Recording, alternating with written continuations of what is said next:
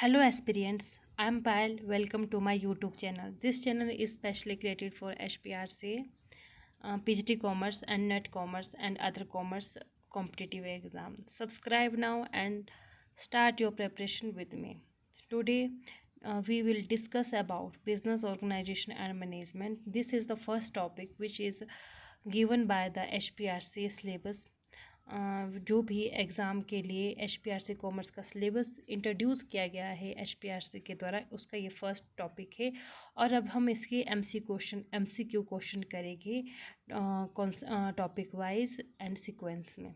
चलिए स्टार्ट करते हैं। तो सबसे पहले जो हमारे पास टॉपिक है वो क्या है, बिजनेस ऑर्गेनाइजेशन। बिजनेस ऑर्गेनाइजेशन में क्या क्या बोला है कि फाउंडेशन ऑफ इंडियन बिजनेस क्या है, manufacturing and service sector, small and medium enterprise, problems and government development, make in India initiatives क्या था सरकार का। उसी तरह से हमने इसमें पूछा गया है कि जो CSR रहती है, corporate social responsibility and ethics, emerging opportunity in business and franchisee outsourcing and e commerce क्या है। इन सब के जितने भी MCQ बनते हैं वो कुछ हम इस वीडियो में करेंगे और कुछ अपकमिंग वीडियो में कर लेंगे जितने भी बनते हैं। तो सबसे पहले हम देखते हैं foundation of Indian business, first topic. तो अगर मैं इसके जो भी इम्पोर्टेंट क्वेश्चन है, तो अगर मैं बात करती हूँ विच इकोनॉमिक रिफॉर्म इन, तो फर्स्ट क्वेश्चन है हमारे पास, which economic reform introduce liberalisation, privatisation and globalisation in India. तो ये आपको सभी को पता होगा जो कौन सा था हमारे पास, 1991 इकोनॉमिक रिफॉर्म्स था, ठीक है। जिसमें क्या हुआ था, LPG रिफॉर्म ओपन किए गए थे Indian economic to private and global competition. तो 1991 से आप सभी को पता था कि उससे पहले क्या होता था, जो प्राइवेट सेक्टर है या फिर ग्लोबल कंपटीशन के लिए क्या थे, इंडिया में जितनी भी ग्लोबल कंपनीज़ थी या फिर प्राइवेट कंपनीज़ थी वो क्या थी, बैन थी इससे पहले हमारे इंडिया में, ठीक है। पर 1991 में लिबरलाइजेशन, प्राइवेटाइजेशन के माध्यम से इनको क्या कर दिया गया था, रिमूव कर दिया गया था जितनी भी रिस्ट्रिक्शन हमारे इकोनॉमिक में थी। नेक्स्ट क्वेश्चन देखिए, which sector is consider the backbone of Indian economy. किस सेक्टर को बोला गया है बैकबोन ऑफ इंडियन इकोनॉमी, तो वो बोला गया है, तो फर्स्ट ऑप्शन है large scale industry, foreign MSME, foreign companies and public enterprise. तो आप सभी को पता है इसका आंसर क्या होगा, MSME। तो MSME provide large employment and support economic growth. क्या है, इससे क्या होती है, छोटे छोटे माइक्रो मीडियम स्मॉल इंटरप्राइज होते हैं जिसमें क्या होते हैं, लार्ज एम्प्लॉयमेंट मिलता है लोगों को और जिससे हमारी इकोनॉमिक भी क्या होती है, स्ट्रॉन्ग या सपोर्ट मिलता है। The primary objective of Indian business क्या है, प्राइमरी ऑब्जेक्टिव क्या है इंडियन बिजनेस का, social welfare only, profit and social responsibility, charity only and export only. तो इसका जो प्राइमरी ऑब्जेक्टिव हर एक बिजनेस का रहता है, प्रॉफिट एंड सोशल रिस्पॉन्सिबिलिटी रहता है। पहले क्या होता था कि जो पहले वाले बिज़नेस थे वो क्या थे, 2013 तक क्या था कि बिज़नेस का मेन मोटिव क्या था, प्रॉफिट अर्न करना था। लेकिन 2013 में जो कंपनी एक्ट है उसके बाद सोशल वेलफेयर को भी इसमें ऐड कर दिया गया था, ठीक है। लिबरलाइजेशन क्या है, आप सभी को पता है, इंक्रीज गवर्नमेंट कंट्रोल। क्या होता है इसमें, गवर्नमेंट का कंट्रोल बढ़ जाता है। रिमूव ऑफ अननेसेसरी रिस्ट्रिक्शन, या रिमूव हो जाती है जितनी भी अननेसेसरी रिस्ट्रिक्शन थी, या नेशनलाइजेशन या इम्पोर्ट बैन। तो बीइंग ए कॉमर्स स्टूडेंट आप सभी को पता होगा जो लिबरलाइजेशन है उसका मतलब क्या है, removal of unnecessary restriction and give more freedom to business, ठीक है। ग्लोबलाइजेशन का मतलब क्या है, ग्लोबलाइजेशन रेफर्स टू क्या है, इंटीग्रेटिंग ऑफ वर्ल्ड इकोनॉमिक, ठीक है। हमारे को क्या करना है, जितने भी वर्ल्ड की इकोनॉमी है उन सबको क्या करना है, साथ लेके चलना है और ज़्यादा से ज़्यादा कनेक्शन बनाने हैं ताकि हमारे जो इम्पोर्ट और एक्सपोर्ट ज़्यादा से ज़्यादा बढ़ सके।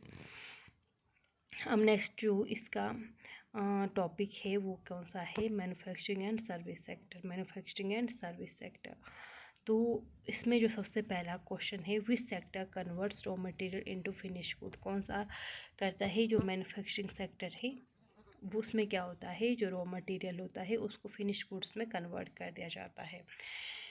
वेरी इजी क्वेश्चन है अभी ये। Manufacturing industry produce tangible product. Tangible product कौन से होते हैं? जिनको हम छू सकते हैं, ठीक है, उन्हीं को ही मैन्युफैक्चरिंग इंडस्ट्री में प्रोड्यूस किया जाता है। Banking belongs to which sector? Bank किस सेक्टर से? तो ये सभी को पता है, टर्शरी सेक्टर से बैंक बिलोंग करता है, क्योंकि बैंक टर्शरी सेक्टर किस सेक्टर से रिलेटेड है? सर्विस सेक्टर से, ठीक है। प्राइमरी में क्या होगी? एग्रीकल्चर गुड्स होगी। सेकेंडरी में क्या होगी? जितनी मैन्युफैक्चरिंग एक्टिविटीज़ होगी वो कहाँ होगी? सेकेंडरी में होगी। और टर्शरी में क्या होगा? सर्विस प्रोवाइडिंग सेक्टर भी बोलते हैं इसको हम, ठीक है। तो banking provide service, so it belongs to the service sector. Which is not a characteristics of service. तो सर्विस की करेक्टरिस्टिक्स कौन सी नहीं है?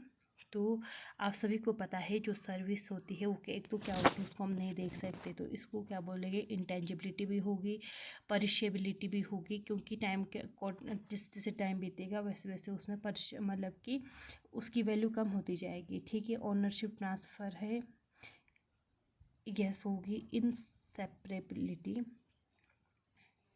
इनसेपरेबिलिटी भी होगी, ठीक है। तो इसकी जो करेक्टरिस्टिक्स नहीं है वो है ownership transfer. Service do not involve transfer of ownership. मान लो आप किसी एजुकेशन सेक्टर से जुड़े हो, तो जो भी आपके अंदर नॉलेज है आप प्रोवाइड करें अपने स्टूडेंट्स को, क्या हो आप किसी और को बोल सकते कि आज तो मेरे बिहाफ पे पढ़ा ले, जब तक उसके अंदर वो चीज़ नहीं होगी, ठीक है। तो यही बोला है कि ओनरशिप को हम ट्रांसफ़र नहीं कर सकते हैं सर्विस में। The largest contributor of Indian GDP is. तो लार्जेस्ट कंट्रीब्यूटर कौन सा? एग्रीकल्चर है, मैन्युफैक्चरिंग है, सर्विस सेक्टर है, या फिर माइनिंग है? तो सर्विस सेक्टर क्या आ जाएगा? लार्जेस्ट कंट्रीब्यूटर आ जाएगा। And highest share to GDP. Which of the following produce tangible output? यार एक तो इसके question, which of the following produce tangible output? Tangible teaching, insurance, manufacturing या बैंकिंग? तो मैन्युफैक्चरिंग क्या करेगा? टेंजिबल आउटपुट देगा हमें, ठीक है। Manufacturing goods can be physically touched. बाकी कर सकते हैं हम, टीचिंग को नहीं कर सकते, इंश्योरेंस को नहीं कर सकते टच, ठीक है। इसको we can only feel this. And banking की जो हम सर्विस लेते हैं उसको हम सिर्फ फील कर सकते हैं पर देख नहीं सकते, ठीक है। उसके बाद एमएसएमई में आ जाओ। तो एमएसएमई एक्ट कब पास हुआ था? तो वो हुआ था 2006 में। The act, this act promotes development of MSME. MSME are classified on the basis of number of employee, investment and turnover, profit earn and production quantity. तो किसके बेस पे हम इसको क्लासीफाइड करते हैं? तो वो करते हैं हम इस इन्वेस्टमेंट एंड टर्नओवर के बेसिस पे। Which institution mainly support MSME financially? कौन सा करता है? तो सिड भी करता है MSME को फाइनेंशली।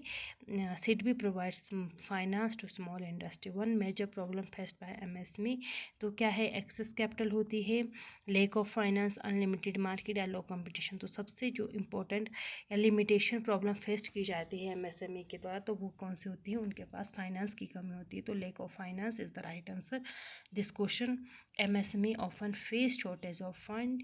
उद्यम रजिस्ट्रेशन इज़ रिलेटेड टू किससे रिलेटेड है उद्यम रजिस्ट्रेशन? तो वो है हमारे पास MSME रजिस्ट्रेशन। जितने भी छोटे छोटे कारोबारी है वो क्या करते हैं? उद्यम रजिस्ट्रेशन पोर्टल या उद्यम पोर्टल पे अपना रजिस्ट्रेशन कराते हैं, जिसके बाद वो क्या होता है?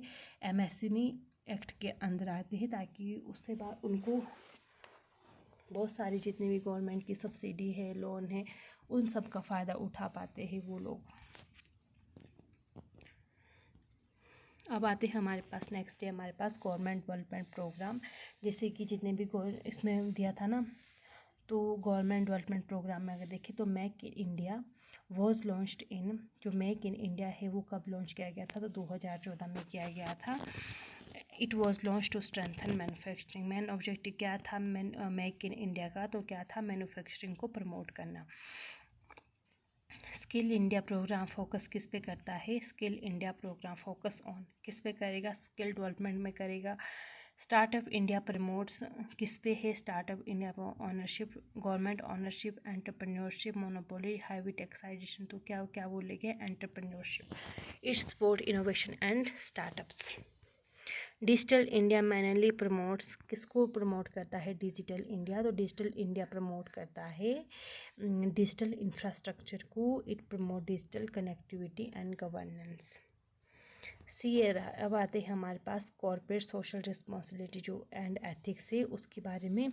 जो CSR बिकम मैंडेटरी अंडर, किसके अंदर बना दिया गया था? कॉर्पोरेट सोशल रिस्पॉन्सिबिलिटी को हर एक बिजनेस के लिए मैंडेटरी तो बना दिया गया है कंपनी एक्ट 2013 के बाद है, ठीक है। और इसका सेक्शन कितना रहेगा? सेक्शन 135।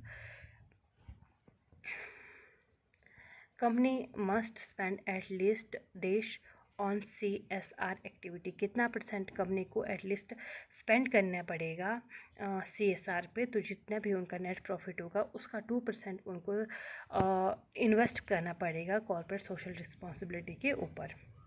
और ये वही कंपनियां स्पेंड करेगी जो इसके अंदर आती है, ठीक है। ऐसे नहीं कि छोटी से छोटी कंपनी भी स्पेंड करे, नहीं, जो बड़ी कंपनीज है जिनका टर्नओवर हाई है, ठीक है, प्रॉफिट भी ज़्यादा है, वही कंपनियां कॉर्पोरेट सोशल रिस्पॉन्सिबिलिटी में अपना स्पेंड करेगी। और ऐसा नहीं है कि छोटी कंपनियां नहीं कर सकती, वो भी कर सकती है, अपनी इच्छा होगी, ठीक है। लेकिन बड़ी कंपनियों को करना ही पड़ेगा। Business ethic refers to moral principle in business, ठीक है। तो आप सभी को लग रहे होंगे ना कि बहुत इजी क्वेश्चन है, ठीक है। अभी हम इजी से स्टार्ट करेंगे, बाद में हम इसका जो भी लेवल है उसको धीरे धीरे बढ़ाएंगे।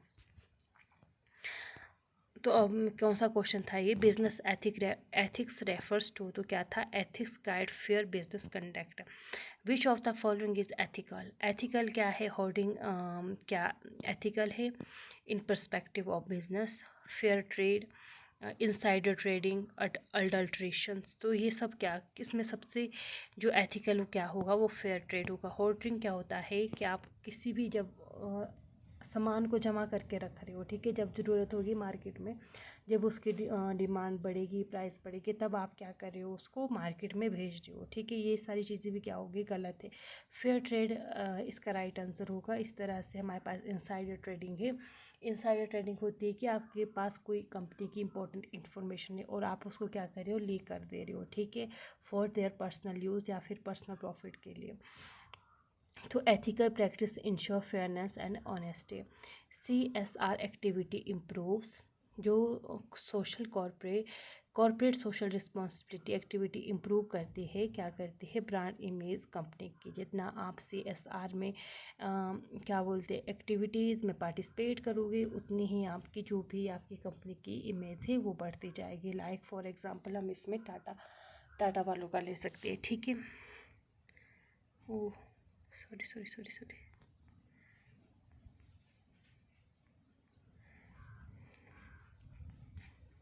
अब आते हैं हमारे पास अमर्जिंग अपॉर्चुनिटी इन बिजनेस। कौन कौन सी अमर्जिंग अपॉर्चुनिटी है बिजनेस की? तो which business opportunity emerge due to the interest which business opportunity emerge due to the internet? कौन सी अपॉर्चुनिटी बढ़ चुकी है इंटरनेट के आने के बाद? Barter system, no. E commerce, yes. इसका राइट आंसर जो होगा वो ई कॉमर्स होगा, ठीक है। Online technology create digital business opportunity.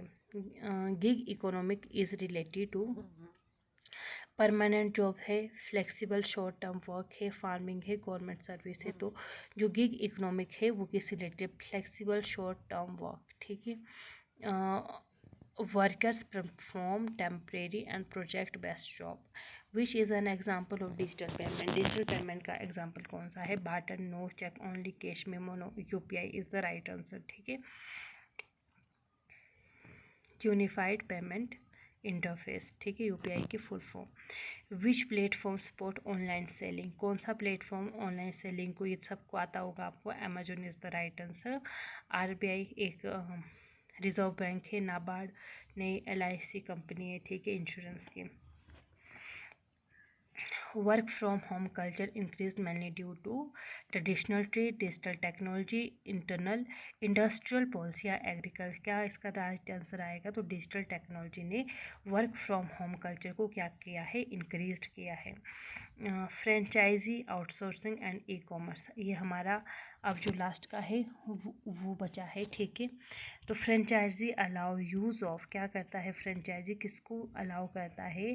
Government property को, establishment brand name and foreign exchange public share. तो इसका राइट आंसर होगा इस्टेब्लिशमेंट ब्रांड नेम। मतलब कि आप किसी भी दूसरी कंपनी की फ्रेंचाइजी लेके अपना बिजनेस स्टार्ट कर सकते हो। इसके लिए आपको कॉन्ट्रैक्ट साइन करना पड़ेगा, एक अमाउंट पे करना पड़ेगा, ठीक है। Franchisee operates using the franchisor brand, like Haldiram. जैसे आप हल्दीराम की फ्रेंचाइज लेते हो तो फिर आप हल्दीराम के नाम पे नमकीन्स या बिस्किट्स बना सकते हो। Brand owners in franchising is called, जो ब्रांड ऑनर्स होते हैं फ्रेंचाइजिंग के, उसको क्या बोलेंगे? Franchisee, franchisor, retailer, agent. तो इसको बोलेंगे हम franchisor. Franchisor grants business rights, और वही आपको बिजनेस राइट्स ग्रांट्स करेगा, या आप बोलेगा कि लो भाई अब आप मेरा ब्रांड नेम यूज़ कर सकते हो अपने प्रोडक्ट के लिए। आउटसोर्सिंग मीन्स क्या होती है? Delegating work externally.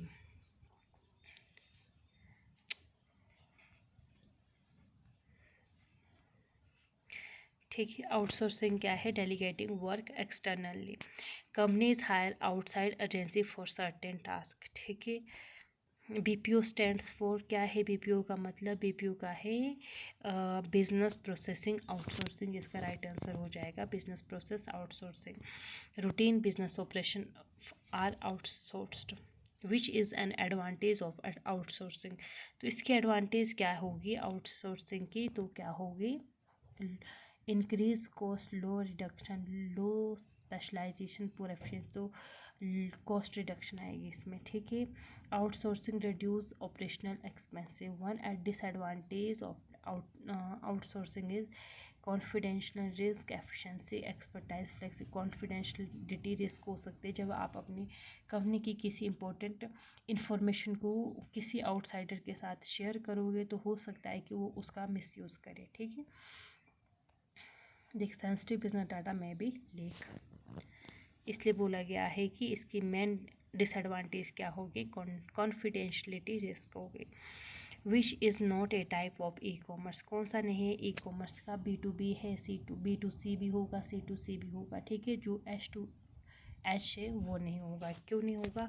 अगर हम बात करते हैं B2B की, तो इसमें क्या होगा? बिजनेस टू बिजनेस आपस में ट्रांजेक्शन या एक्सचेंज करेगी, ठीक है। इस तरह से B2C है, तो B2C क्या है? बिजनेस टू कस्टमर का कस्टमर आ जाएगा, या हाँ बिजनेस टू कस्टमर आ जाएगा। और C2C में कौन आएंगे? कंज्यूमर टू कंज्यूमर आएंगे, जो आपस में एक्सचेंज करेगी। H2H is not a recognized e-commerce category. Amazon is an example of B2C। क्यों क्या हो रहा है? बिजनेस किसको अपनी गुड्स या सर्विस प्रोवाइड कर रहा है? तो कस्टमर को कर रहा है, तो इसलिए B2C is an example of Amazon। Business sell directly to consumers, ठीक है। OLX किसका एग्जांपल है? OLX आएगा हमारे पास C2C का। C2C बोले तो कंज्यूमर टू कंज्यूमर, ठीक है। OLX एक ऐसा प्लेटफॉर्म है जहाँ पे आप जितनी भी आपकी पुरानी चीज़ें हैं, आपको कुछ भी बेचना है तो आप वहाँ पे जाके बेच सकते हो। और यहाँ पे कोई बड़ी बड़ी कंपनियाँ नहीं होती जो आपको प्रोडक्ट सेल करी। इसमें बेचने वाले भी कंज्यूमर होते हैं और ख़रीदने वाले भी कंज्यूमर होते हैं। Consumer sell directly to consumers. Biggest advantage to e commerce, क्या है सबसे बड़ी एडवांटेज है? तो आप अपनी कन्वीनियंस के हिसाब से इसको क्या कर सकते हैं? यूज़ कर सकते हैं, ठीक है। Consumer can shop any time and anywhere. तो ये इसकी क्या थी? बिगेस्ट एडवांटेज थी। तो ये था आज के 40 क्वेश्चन जो हमारा फर्स्ट टॉपिक था उसे लिए थे। अगर आपको ये वीडियो यूज़फुल लगी होगी तो आप हमारे चैनल को सब्सक्राइब कर सकते हैं और बने रहिए हमारे अपकमिंग वीडियो में। Thank you.